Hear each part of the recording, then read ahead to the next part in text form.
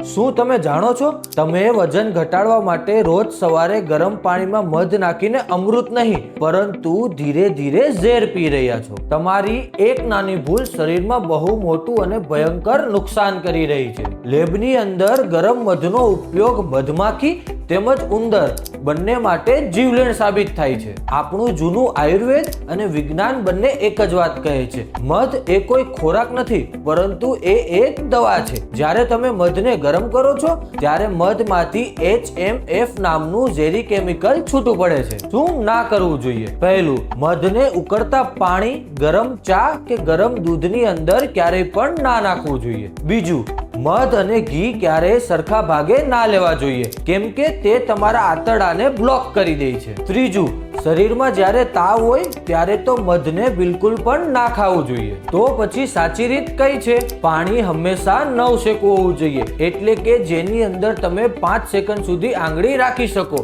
એવા પાણીની અંદર જ મધને ઉમેરવું જોઈએ। શરદી કે ઉધરસમાં કાચું મધ, હળદર, આદુ કે પછી કાળા મરી સાથે લેવું જોઈએ, જે અત્યાર સુધીનો સૌથી બેસ્ટ ઘરેલું ઈલાજ છે। આજથી જ મધ ખાવાની રીત બદલો અને સ્વસ્થ રહો।